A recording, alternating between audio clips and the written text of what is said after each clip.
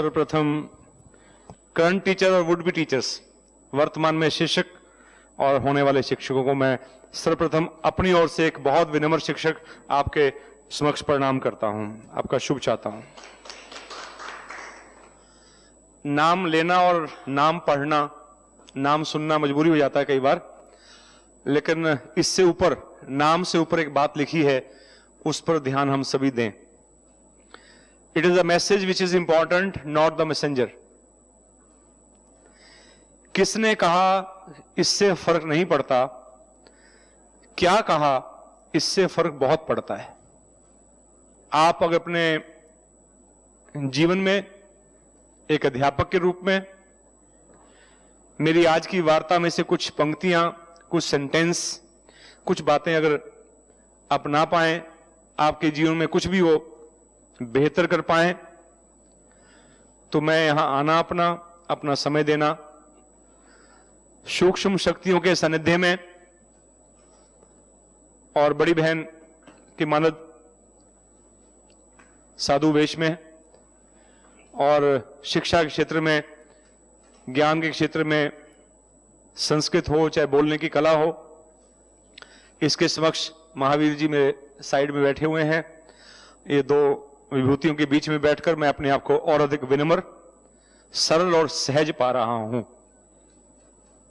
कुछ स्लाइड्स के माध्यम से और कुछ फिर इनफॉर्मल तरीके से वार्ता रहेगी।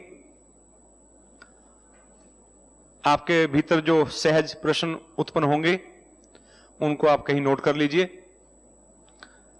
मेरा प्रयास रहेगा कि उत्तर उनका हो पाए सहजता से, जो मेरे लिए संभव हो।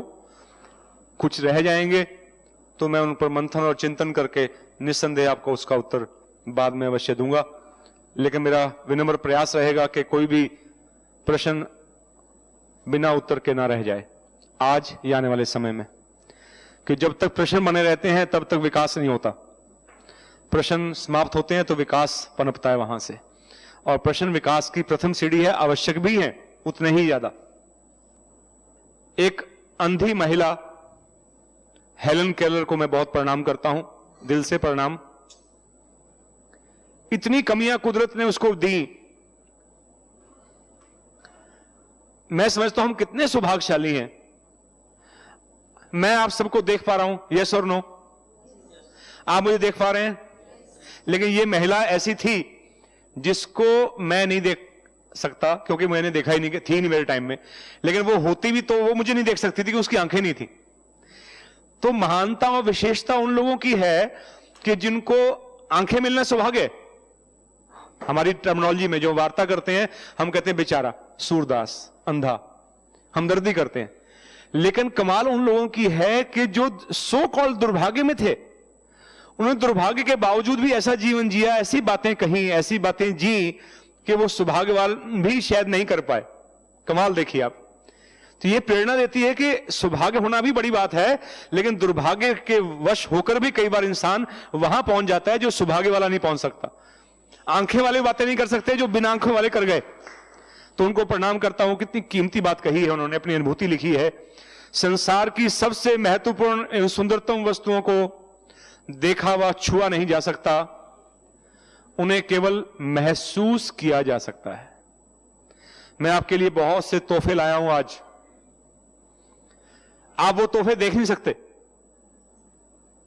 ना छू पाएंगे, लेकिन अपने दिल की अवस्था के अनुसार आप उनके महसूस अवश्य कर पाएंगे।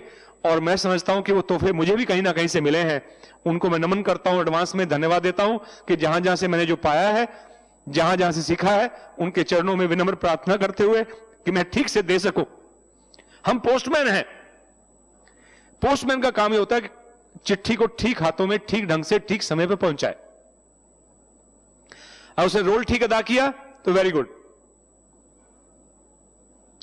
इससे पहले कि मैं विषय की ओर आऊं, अभी विषय शुरू नहीं हुआ अभी तो माहौल बन रहा है, हम तैयार हो रहे हैं।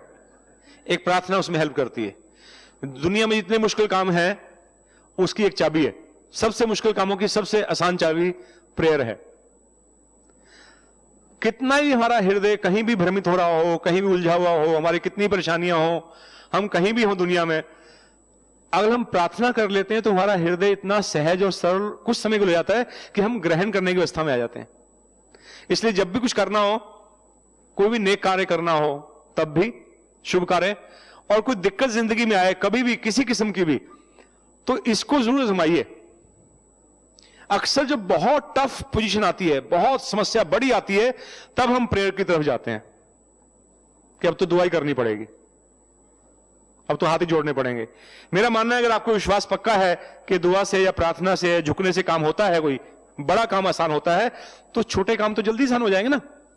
तो बड़े काम की वेट क्यों करनी है कि बड़ा काम होगा तभी हम प्रार्थना करेंगे। छोटे छोटे काम में करने की आदत डाल लें प्रार्थनाशील होने की, तो बड़े समस्याएं आएंगी ही नहीं। आएंगी, लोगों को लगेंगी, लेकिन आपको लगेगी तो बहुत छोटी है क्योंकि आप प्रार्थनाशील हैं। चलिए कोमलता से आंखें बंद करके इसका 2 मिनट के लिए आनंद लेंगे। साथ देना चाहें तो साथ भी दे सकते हैं। अगर आप, मैं बहुत अच्छा गायक नहीं हूं लेकिन भावना को पकड़िएगा। आओ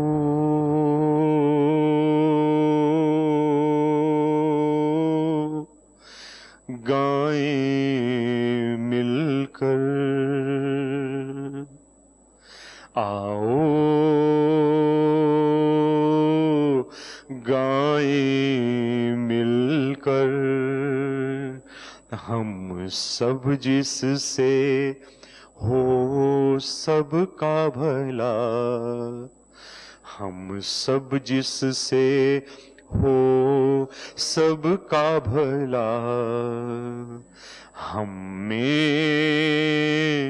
वह सब कुछ,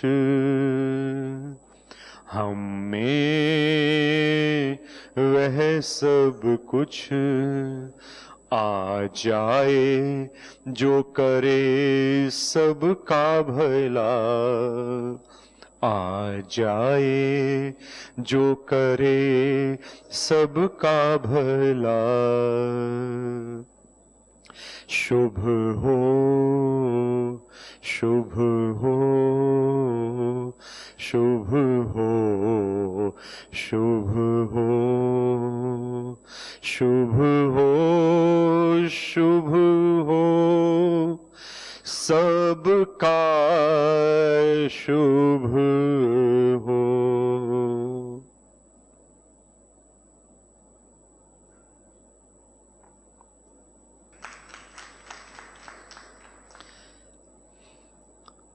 कोमलता से आंखें खोल सकते हैं।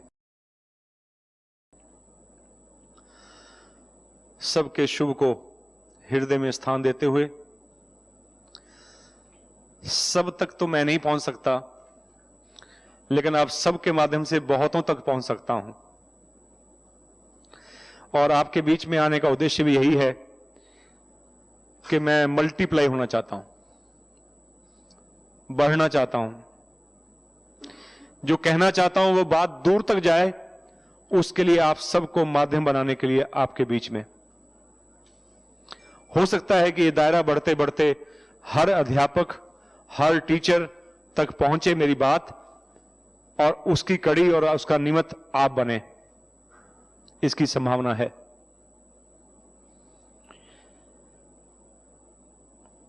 टीचर से सबसे बड़ी जिम्मेदारी और एक्सपेक्टेशंस एक्सीलेंस है। अक्सर मैं बीएड में, एमएड में या कहीं भी टीचर्स के बीच में जाकर विद्यार्थी हों जो पढ़ रहे हैं या पढ़कर टीचर लगे हों, एक बात अक्सर पूछा करता हूं, आप क्या बन रहे हैं, क्या बनना चाहते हैं, आप क्या हैं? अक्सर कहता है इंसान मैं टीचर हूं, मैं टीचर बन रहा हूं। तो मैं अक्सर एक बात कहा करता हूं, टीचर मत बनिए, टीचर पहले से बहुत हैं। इस देश को, इस भारतवर्ष को अध्यापकों की जरूरत नहीं है। मेरे देश को, जिसको हम सब बहुत प्यार करते हैं, अच्छे अध्यापकों की जरूरत है। अगर बनना ही है तो become a good teacher. Simple teacher target बनेंगे तो टीचर हर कोई बन जाएगा, बीएड हर की हो जाएगी, एमएड हो जाएगी, पीएचडी हो जाएगी, जॉब भी मिल जाएगी। लेकिन जब धारण किया होगा डे 1 से, या जब भी, वो डे 1 ही है जब आपने सोच लिया, अच्छा बनने की उम्र नहीं होती और गिरने की उम्र नहीं होती।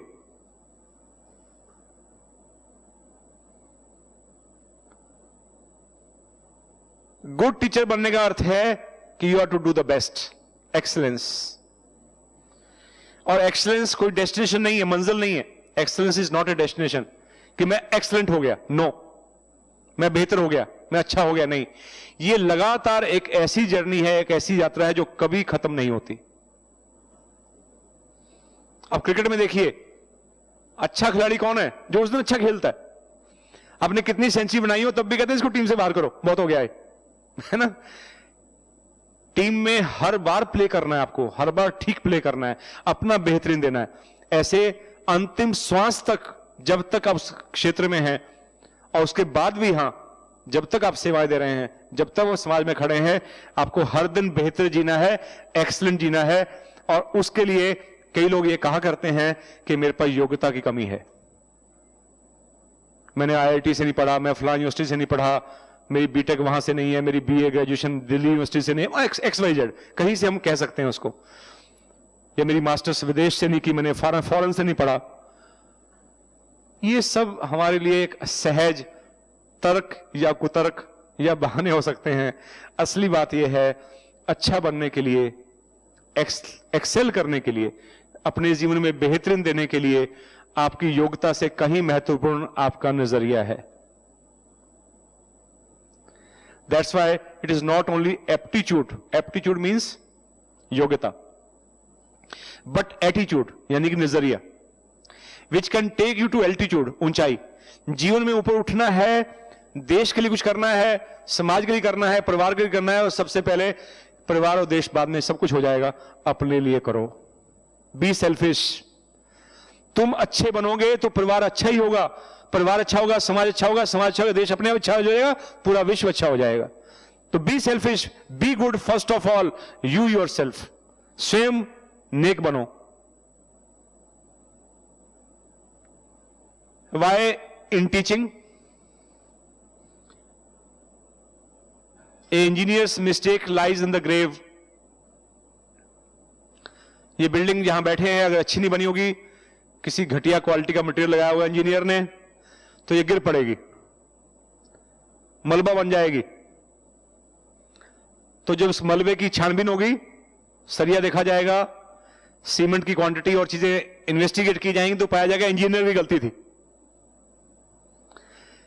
कहीं कोई उलझ जाए सरकारी महकमे में फाइल, तो गलती क्लर्क की मिलती है कि वो लिखना भूल गया, एंट्री भूल गया। क्लर्क की गलती मिलती है जब कोई फाइल गड़बड़ हो जाए, रिकॉर्ड ठीक ना हो, रिकॉर्ड मेंटेन ना किया हो। और जब देश गिरता है, देश बिगड़ता है, तो एक टीचर की गलती पाई जाती है। एक व्यक्ति ने कहा था, विचारशील ने, मैं देश को ऊपर उठा सकता हूं, मुझे सिर्फ 100 टीचर चाहिए। नो, मुझे 100 अच्छे टीचर चाहिए। कितनी ताकत है 100 अध्यापकों में कि एक देश को बदला जा सकता है। आप किसी भी प्रोफेशन में हैं, what ever professions you have, first of all one should be a good human being. एक विद्वान डॉक्टर मेरे मित्र थे, हमारे कार्यक्रम चल रहा था, मैं उसका संयोजक था। मैं उनसे निवेदन किया कि आप आइए। कहते मैं बोलना नहीं जानता। मैं कि आप दर्शन दीजिए, बस आप बैठे रहिएगा, मैं डॉक्टर साहब इतना ही बहुत है, आप बैठे रहिएगा, बोलने का काम मैं कर लूंगा। लेकिन फिर मैंने उनसे कहा, मैं कहा सर एक फॉर्मेलिटी से 2 लाइन तो बोल दो। उन्होंने शायद पहली बार ही बोली होंगी।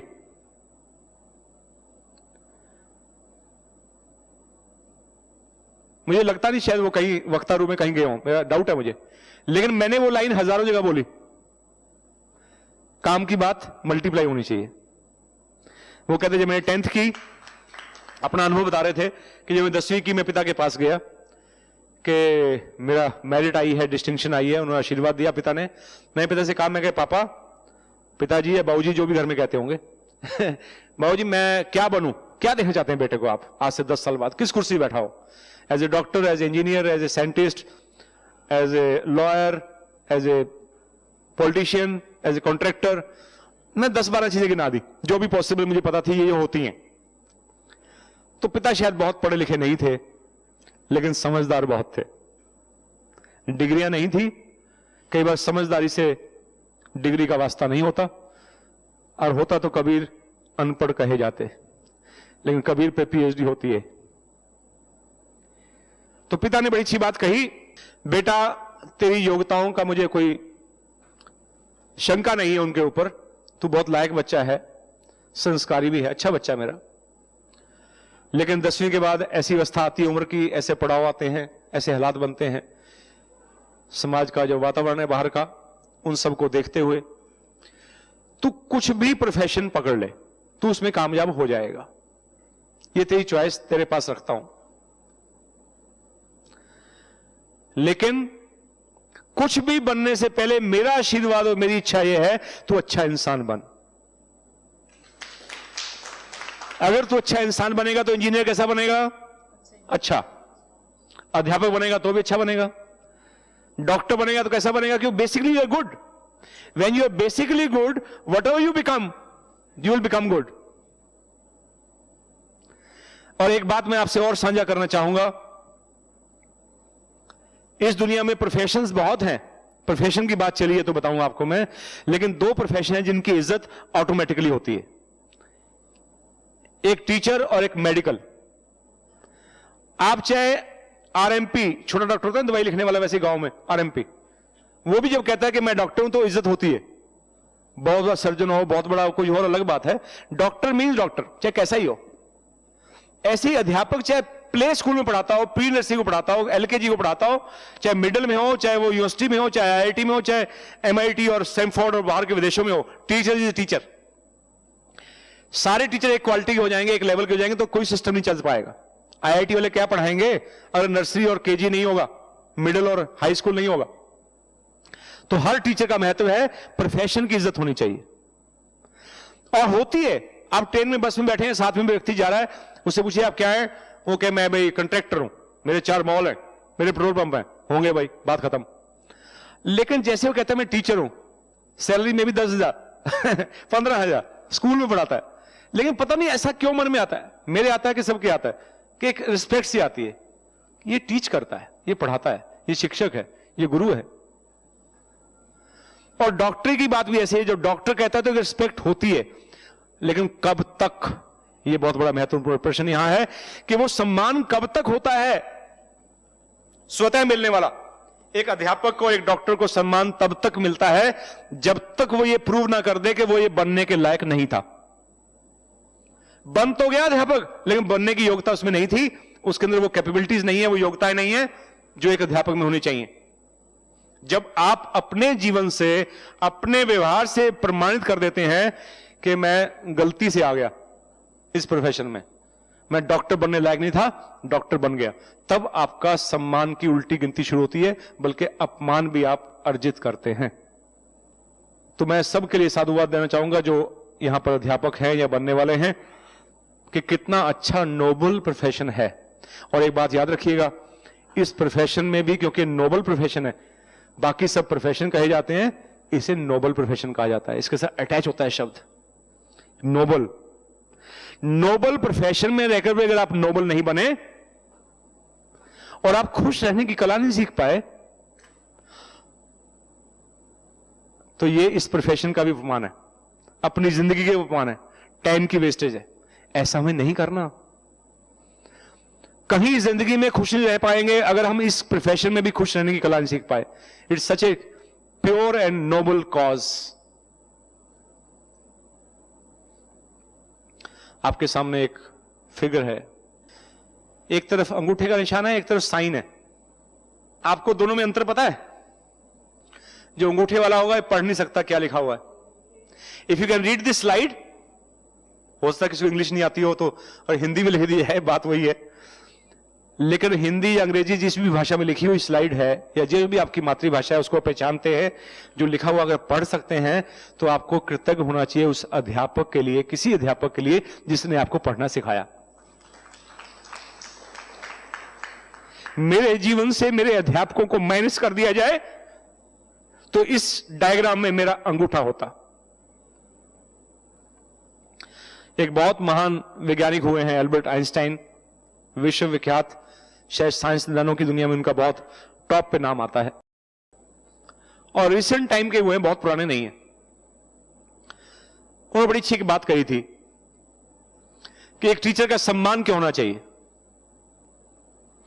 Those who educate children well are more to be honored than parents. उनका व्यू पॉइंट है कि माता पिता से भी बढ़कर अध्यापक का सम्मान होना चाहिए, क्योंकि माता पिता ने जीवन दिया, लेकिन जीवन को जीने की कला अध्यापक सिखाता है। जितने सो कॉल्ड प्रोफेशंस हैं वो सब सिखाए जाते हैं, और सिखाने वाला टीचर ही होता है। डॉक्टर को बनाने वाला डॉक्टर टीचर होता है, इंजीनियर को बनाने वाला भी एक टीचर होता है, सीए है, चाहे कॉमर्स का व्यक्ति है, चाहे किसी फील्ड का, आर्ट का, कोई भी टॉपिक लगा लीजिए, विश्व की कोई भी योग्यता है, यहां तक कि ड्राइविंग को सिखाता ही है। हर चीज सीखने के लिए पहले आपको एक अध्यापक की, एक शिक्षक की जरूरत पड़ती है। जैसे शिक्षक का सम्मान होना चाहिए। क्या रोल है एक टीचर का, क्या उम्मीद बांधी जा रही है हमारे से? हम अपनी जिम्मेदारी का एहसास करें। अंधेरे में रोशनी है, बहुत अच्छी बात। कम है, डिम लाइट है, तो थोड़ा और प्रकाशमान बनना है। खुद ही अंधेरे में है तो बच्चों को प्रकाशमान कैसे करेंगे? हमारी अलग अलग स्टेज हो सकती है। विचार करना है कि मैं रोल कितना निभा रहा हूं। रेगिस्तान में एक झरना, फूल के अंदर खुशबू ना हो तो क्या महत्व है उसका? शिक्षा में अध्यापक नहीं है और अध्यापक भी अच्छा अध्यापक नहीं है, तो शिक्षा ऐसी है जैसे खुशबू के बिना फूल। इंजीनियर, डॉक्टर या जो भी प्रोफेशन आपने लिया बन तो गए, लेकिन वैल्यू ओरिएंटेड नहीं है। और वैल्यूज देने के लिए धन नहीं चाहिए, पैसे से वैल्यूज नहीं आती। वैल्यूज जीने से आती हैं, जीवन से आती हैं। उसके लिए जिंदा व्यक्ति चाहिए जो उन वैल्यूज को जीता हो। एक जैसे ज्वेलर होता है, जहां हम जेवर बनवाते हैं, वो प्योरीफाई करता है उस मेटल को, उसको कार्व करता है, सुंदर बनाता है। कोई मूर्ति कला जानता है, मूर्तिकार होता है, वो मूर्ति घड़ने की कला जानता है। ये सब अलग अलग हैं देखने में। आर्किटेक्ट होता है जो मकान या प्लॉट या की बड़ी बिल्डिंग को डिजाइन करता है और सुंदर चीज निकाल कर एक सोचता है, फिर निकाल कर निखार के लाता है आर्किटेक्ट। ये सब गुण एक अध्यापक में होने चाहिए। ये सब रोल प्ले करने हैं उसको। टैगोर साहब कहा करते थे, रविंद्रनाथ टैगोर ने बड़ी अच्छी बात कही थी, a teacher can never truly teach unless he is still learning itself. अच्छा टीचर बनने के लिए पूरी उम्र विद्यार्थी रहना पड़ता है। जीवन में हर कदम सिखाता है, हर मोड़ सिखाता है, हर चीज सिखाती है, चींटी से लेकर हाथी तक सब सिखाते हैं। सीखने वाला चाहिए। अहम को तोड़कर ही सीखा जा सकता है, अहम को तोड़कर ही विद्यार्थी रहा जा सकता है। A lamp can never light another lamp unless it continues burns on flame. एक जलता हुआ दीपक ही किसी दूसरे दीपक को जला सकता है, अन्यथा नहीं। जापान में बड़ी अच्छी कहावत है, बात जापान की हो चाहे मेरे देश की हो, अच्छी है तो फिर कहां से आई इससे फर्क नहीं पड़ता। मैंने पहले कहा था, मैसेंजर नहीं देखिए, मैसेज देखिए, कहां से आई क्या फर्क पड़ता है। Better than 1000 days of A diligent student. एक इंटेलिजेंट स्टूडेंट होता है, डिलिजेंट होता है, जो इंटेलिजेंट भी है और मेहनती भी है, और स्मार्ट वाला मेहनती। 1000 दिन अगर उसने लगाए किसी काम को करने में, तो वो इतना बेहतर नहीं हो सकता एक योग्य टीचर का एक दिन उससे भारी पड़ता है। आप 1000 दिन मेहनत कीजिए, लेकिन अगर आप एक योग्य अध्यापक के पास एक दिन निकालेंगे, वो ज्यादा कीमती है। एक और मेहरबान ने एक बात कही, अध्यापक वो है जो विद्यार्थी की, शिक्षार्थी की रिस्पॉन्सिबिलिटी लेता है, जिम्मेदारी लेता है। खाली विद्यार्थी की नहीं, अपने संस्थान की जिम्मेदारी भी लेता है जहां काम करता है, और उस प्रोफेशन की भी इज्जत करता है, उसकी भी जिम्मेदारी लेता है जिसमें वो हो रहा काम कर रहा होता है। आइंस्टाइन महोदय फिर आ गए, क्या फरमाते हैं, टीचिंग कैसे करें, कैसा पढ़ाएं। Teaching should be such that what is offered is perceived as a valuable gift, not as a hard duty. अब यहां हमारी जिम्मेवारी आ गई। हमारे से उम्मीद की जाती है एज ए अध्यापक के रूप में विद्यार्थी को इस ढंग से चीज परोसें, इस ढंग से समझाएं, चाहे वो लेक्चर क्यों ना हो, है ना, कि उसके ऊपर बर्डन महसूस ना हो कि क्या मुसीबत आ गई। अगर आप कहें कि 15 मिनट रह गए हैं, वो हैरान हो, 15 मिनट रह गए हैं, नहीं सर प्लीज 15 मिनट और, ऐसे पढ़ाइए। क्यों घड़ी ना देखे, वो उसको बर्डन महसूस ना करे बल्कि ब्लेस्ड महसूस करे कि मुझे बहुत वैल्यूबल गिफ्ट मिल रही है, तोहफा मिल रहा है बेहतरीन, ऐसे पढ़ाइए। हम क्वेश्चन पेपर बनाते हैं, वाइवा लेते हैं, एग्जाम लेते हैं बच्चों का, तो क्या ख्याल रखना चाहिए? किसी भी पढ़ाई के बाद एग्जाम तो होता ही है। मैं ही आपसे प्रश्न पूछना शुरू करूं कि मैं 1 घंटे से बता रहा हूं क्या सीखा आपने, तो 2 एंगल हैं। एक वो मैं कोशिश करूं कि आपने क्या समझा और अप्रिशिएट करूं कि वेरी गुड, थोड़ा और आगे ले जाऊं। दूसरा यह कि मैं वो पूछूं आपसे कि जो मैंने बताया नहीं या जो मुझे भी नहीं आता और जो मुझे पता आप बता नहीं पाएंगे, और फिर मैं आपको रियलाइज कराऊं देखो आपको कुछ नहीं आता। दोनों हैं। आई एम मैकेनिकल इंजीनियर, हजारों प्रश्न ऐसे हैं मैकेनिकल इंजीनियर के जिनका उत्तर मुझे अभी भी नहीं पता। आपको प्रूफ करना हो कि मैं अच्छा मैकेनिकल इंजीनियर नहीं हूं तो मैं पहले एक्सेप्ट कर लेता हूं भाई, क्योंकि इतना बड़ा क्षेत्र है ज्ञान का हर फील्ड में कि उसका सारा पता होना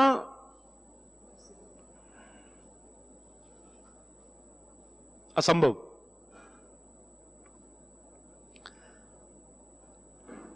लेकिन हमने ढूंढना यह है, कभी आप टीचर हैं, कभी आप प्रोफेसर हैं, कभी आप वाइस चांसलर हैं, कभी हेड ऑफ डिपार्टमेंट हैं, जिस भी रोल में है, टीचर में भी ढूंढना है कि ये क्या कर सकता है, ये नहीं ढूंढना है क्या नहीं कर सकता।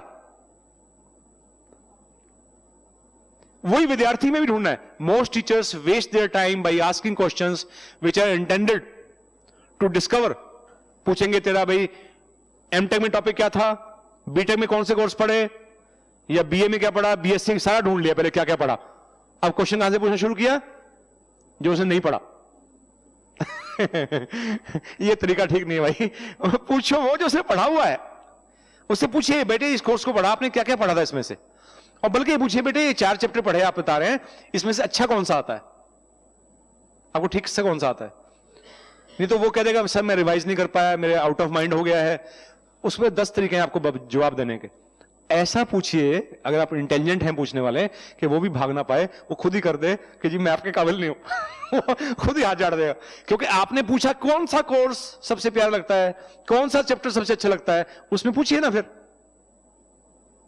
और अगर ठीक से बता दे तो अप्रिशिएट भी कीजिए। कई बार अध्यापक बड़े सेल्फिश हो जाते हैं, अज्ञानी होते हैं, वो ऐसी बात बच्चे के मन में बैठा देते हैं, डर क्रिएट कर देते हैं, और बच्चे का मन बड़ा कोमल होता है। अब तो ऐसे पौधे भी हैं, अफ्रीका में एक ऐसा पौधा है, उसके बड़ा मशहूर है कि उसको जहरीला पौधा है, उसको वो टच नहीं कर सकते कि जहर बढ़ जाता है, तो उसको गालियां देकर, अपशब्द कहकर, बुरा भला कहकर उसको मारा जाता है। पौधा मर जाता है, बच्चा तो वैसे मर जाएगा अंदर से। आपने 4 बार उसको प्रूफ कर दिया कि डफर है, तू गधा है, तेरे अकल नहीं, तू नहीं कर सकता, तो इससे बड़ा क्राइम कोई नहीं है। मेरे एक मित्र हैं जो बड़े अच्छे वक्ता हैं और माइंड ट्रेनर हैं, कई योग्यताएं रखते हैं। मेरी दोस्ती मित्रता होगी उनसे, मेरे से अनुज है। मैंने एक दिन पूछा, मैं विनोद तुम इतने अच्छे वक्ता हो, इतना अच्छा काम करते हो, इतने प्रभावी हो, ये कैसे हुआ? और क्वालिफिकेशन की खास कुछ है नहीं, वैसे कोई ऐसी फॉर्मल एजुकेशन बहुत कम है लेकिन बहुत नहीं। कहता सर मैं 9th तक पढ़ाई में दिमाग नहीं लगाता था, दिल नहीं, मैं पढ़ने मन ही नहीं करता था, मैं सिर्फ पास होने तक पढ़ता था, बस किसी तरह धक्का दो टाइम को, निकलो, फेल नहीं होना, बस बेइज्जती नहीं करानी, बस पास हो जाए आदमी किस तरीके से। कहते 9th आई तो फादर ने ट्यूशन लगवा दी रूटीन में कि पढ़ फिजिक्स केमिस्ट्री मैथ। तो केमिस्ट्री की टीचर थी मेरी एक, मेरे वहां पर 8 बच्चे हम थे, तो मैं जाता था, आधे मन से जाता था, आधे मन से सोता रहता, जागता रहता, इधर देखता रहता, यूं करता था, अंगड़ाई लेता रहता था, परेशान सा रहता था, और मेरे नंबर सबसे कम। 20 का टेस्ट हुआ, मेरे 2 नंबर 3 नंबर, बाकी 10 से ऊपर। नीचे नहीं, नीचे से बहुत नीचे। वन फाइन डे मुझे मैडम ने कहा कि बेटा क्लास के बाद मिलके जाना। सब चले गए, मैं अकेला था। उन्होंने मेरे कंधे पे हाथ रखा और कहा कि बेटा मेरे को एक प्रेरणा हो रही है अंदर से, वो गलत है सही है तुम ही प्रूव कर सकते हो, प्रमाणित तुम ही करोगे। मेरा मन कह रहा है कि तुम अपना बेस्ट नहीं दे रहे, तुम कोशिश ही नहीं कर रहे। तुम्हारे में इंटेलिजेंस है, तुम कर सकते हो, तुम बहुत समझदार हो, तुम बेसिकली बहुत अच्छे हो। मेरी एक रिक्वेस्ट मानो, अगले फ्राइडे जब टेस्ट होगा ना, ये चैप्टर दिया है, सबको दिया, तुम्हें ही पता है, आज मैं बताया था ना टेस्ट होना है अगले फ्राइडे। हाँ, कहते इसको ठीक से कोशिश करना और जो तुम ओरिजिनल हो, वास्तव में हो, वैसा करने की कोशिश करना। मैं ये जानना चाहती हूं कि मैं गलत हूं या सही हूं। उस मेरे मित्र ने कहा कि उस जिंदगी का पहला दिन था, किसी ने मेरे पे कंधे पे हाथ रख के विश्वास जताया था। और अगले टेस्ट में बाकियों के 17, 18, 16 थे, 20 किसी के थे, सिर्फ मेरे क्लास में 20 थे। ये बातें जो मैं आपसे शेयर कर रहा हूं, आप तालियां कितनी बजाइए, लेकिन मैं उम्मीद नहीं कर रहा, ना मेरे को इच्छा है। मैं ये तालियां तब स्वीकार करूंगा अगर आपके जीवन में से किसी के हृदय में, लाइफ में ये चीजें आ पाए। कितना बड़ा काम हम कर सकते हैं, किसकी जिंदगी में टर्निंग पॉइंट क्रिएट कर सकते हैं। और वो बच्चा कहता है उस दिन के बाद मैंने मुड़ के ही देखा। उसके बाद मैं फिर जो भी करता था उसमें बेस्ट ही करता था। कहते किसी का विश्वास व्यक्त करना, भरोसा दिलाना तुम्हारे खुद के ऊपर कितना महत्वपूर्ण होता है। अपनी जिम्मेदारियों को हम ठीक से पूरा करें अध्यापक के रूप में। महान अध्यापकों की सूची में कलाम साहब का नाम मेरे हृदय में बहुत ऊंचा है। अगर मेरे से वो पूछे कि उनके बताइए कि क्या थे, तो मैं उनको अध्यापक पहले कहूंगा, राष्ट्रपति बाद में कहूंगा। क्योंकि जब वो गए संसार से, वो कहते हैं ना बड़ा महत्वपूर्ण होता है जो संसार से आदमी जाता है उसके मुंह पे क्या था। अब कितना सही है कितना गलत मैं नहीं कहता, लेकिन एक विचार धारणा तो है ऐसी कि अंतिम समय में उसने पुत्र को याद किया या किसको याद किया। मेरा विषय नहीं है, कभी फिर होगा तो बताऊंगा इस विषय में। लेकिन कलाम साहब के बारे में ये बिल्कुल क्लियर है कि जब वो गए संसार से, वो राष्ट्रपति तो नहीं थे, लेकिन वो अध्यापक अवश्य थे। और बड़ी अच्छी बात कही है, इट कैन गाइड अस। संस्थाओं में, ऑर्गेनाइजेशंस में अक्सर सल्यूट मारने का कल्चर होता है। और बड़ी अच्छी बात कही, if you salute your work you do not have to salute anybody. अगर आप सलाम करते हैं अपने काम को, अपनी जिम्मेदारी को, कोई आपको हिला नहीं सकता, उसके बावजूद वो आपको हिलाता है, तो वो संस्थान आपके लायक नहीं था। और if you pollute your work, आप अपने काम के साथ न्याय नहीं कर रहे, तो फिर आप जिंदगी भर सलामी करते रहेंगे। कैसा टीचर है हम, कहां खड़े हैं हम, कहां जाना है, थोड़ा विचार का विषय है। बताने की जरूरत नहीं है, सारी बात बताने की नहीं होती, इंट्रोस्पेक्शन की बातें भी होती हैं। अपने मार्क्स खुद को देना सीखें, बताने की जरूरत नहीं है कि 100 में से कितने नंबर हैं। 4 क्वेश्चन हैं, 25, 25, 25, 100 पूरे हो गए, 4 हैं। एक बहुत ऑर्डिनरी टीचर, साधारण टीचर बच्चों को बताता है, बताता भी है, कई बार धमकाता भी है। क्वेश्चन पूछ ले बच्चा, बता दो, दिया, डफर हो गया, बार बार बताऊं क्या, ये स्टाइल होता है उसका। कई बार पेज नोट करवाता है, नोट करो पेज नंबर फलां, टिक लगाओ, बड़े समझदार बच्चे हैं, अपने आप पढ़ लेना। ये टेलिंग जिम्मेदारी पूरी, कोर्स खत्म। ऐसे टीचर हैं तो 100 में से कितने नंबर आए, 25। कई इतना भी नहीं करते, उसको कैटेगरी तो मैंने ली ही नहीं। कई तो एफिशिएंसी का काम चलाते हैं, वो तो अलग ही कैटेगरी है। खुद नहीं आते, किसी और को भेज देते हैं। बहुत साधारण टीचर बताता है और अच्छा टीचर, गुड टीचर एक्सप्लेन करता है, और वो विनम्र भी होता है। वो ये चाहता है कि बताना नहीं है, समझाना है मुझे, और कब तक समझाना है, जब तक समझ में ना आ जाए। वो इनकरेज करता है, बेटा नहीं समझ में आया दोबारा पूछो। ये बात सब टीचर्स ने मुझे नहीं कही मेरी जिंदगी में, आपके भी नहीं कही होगी। सिर्फ उन टीचरों ने कही जो समझाना चाहते थे, जो बताना चाहते थे बता के चले गए। कुछ टीचर ऐसे थे जिन्होंने कहा कि दोबारा पूछो, तिबारा पूछो, और फिर भी समझ नहीं आया, कहते बेटे तो अलग से पूछ लिए मेरे से आके, मतलब टाइम वेस्ट, थोड़ा आगे बढ़ना है, कि बेटा कोई बात नहीं, I am still available, you can come to me personally. क्योंकि वो चाहते थे वाकई में समझाना। मैं ऐसे सब अध्यापकों को जो सिर्फ बताना नहीं समझाना चाहते हैं प्रणाम करता हूं। द सुपीरियर टीचर, उससे बेहतर टीचर वो है जो दिखाकर समझा सकता है, एक्सप्लेन करता है, डेमोन्स्ट्रेट करके कि आओ लैब में चलूं। आयताकार, रेक्टेंगुलर क्या होता है बताना, और एक है दिखाना कि बेटा इसकी भुजा देख छोटी है ना, इसकी लंबी है। आप मेरा लेक्चर भूल जाएंगे लेकिन मेरा दिखाया नहीं भूलेंगे। आप 10 साल बाद मुझे मिलिएगा और आप कहिएगा सर आपने लेक्चर बहुत अच्छा दिया था, जबकि लेक्चर दिया नहीं मैंने, मैं तो बात कर रहा था आपसे, लेक्चर देने में आया नहीं था, लेकिन आपको ये लगा लेक्चर बहुत अच्छा दिया था, क्योंकि तालियां बहुत बजी थी। लेकिन आप बता शायद ना बताएं कि क्या बताया था। आप कहिए सर आपने वो मोबाइल दिखाया था ना रेक्टेंगुलर शेप में, दिस इज कॉल्ड डेमोन्स्ट्रेशन। मैं भावों की दुनिया में काम करता हूं, मेरे साथ लिमिटेशन ये है कि भाव में दिखा नहीं पाता हूं, समझा पाता हूं, महसूस करवा पाता हूं, दिखा नहीं पाता हूं। लेकिन जहां तक टीचिंग का सवाल है, जहां संभव है दिखा पाना, वहां दिखाने की कोशिश कीजिए एग्जाम्पल से। और सबसे बेहतरीन और महान टीचर वो होता है जो इंस्पायर कर सकता है, जिज्ञासा पैदा करता है सीखने की।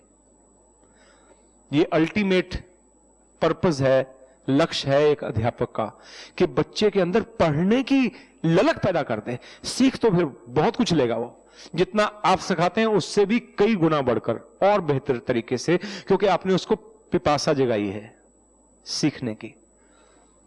तो हमारे कितने नंबर हैं? अपने अपने नंबर लगाइएगा।